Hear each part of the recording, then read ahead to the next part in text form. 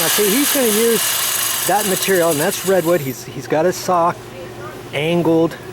I don't know what degree that is, but that's going to be for the window stool over here. The exterior window stool. He's going to fashion it back up in here because it has to come out at an angle, kind of like how it was before. Okay? Yeah, if you don't know how to cut that, you know, you may have to get somebody else to cut that. Hey Brian, what degree is that set for that you cut those? 10. 10 degrees? Okay, 10-degree angle. Is that for most windows, or just happens to be for these? Yeah, I wouldn't really know. I just use the bevel square to, you know. Okay, and the angle, and you probably match the existing angle. And of course, the new digital tools. Oh, actually cool. gives you your actual angle. So.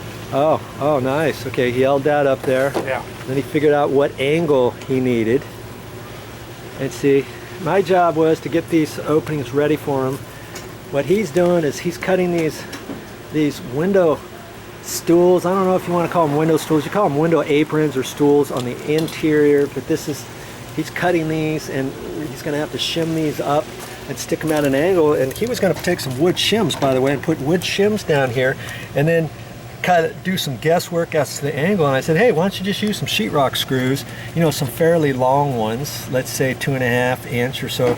You can run those down in there, and then you can take some you know, nothing here, and then you can adjust these by unscrewing them a little bit or lowering them down, tightening them up a little bit, and you use those as your shims. You can have one there, you can have one here, and one over there. Raise and lower those. See how that piece is cut at an angle? That's what you got to have. He'd have to have blocks exactly right in there. And I said, just use shims. How about using sheetrock screws? He said, oh, that's a good idea. So that's what he's going to use.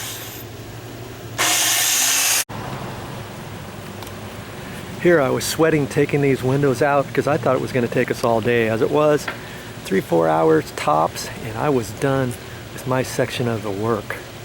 Yeah, see, here's some more. These are in good shape, so those are going to stay.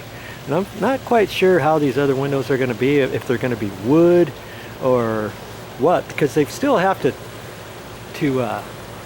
finish out kind of like the existing windows. So I'm kind of anxious to see what that's going to look like.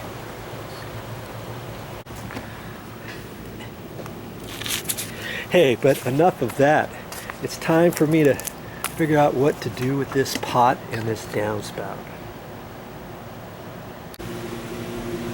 Hey, well, that's all I got for this time, and I'll be back with more videos. What am I going to show you next time?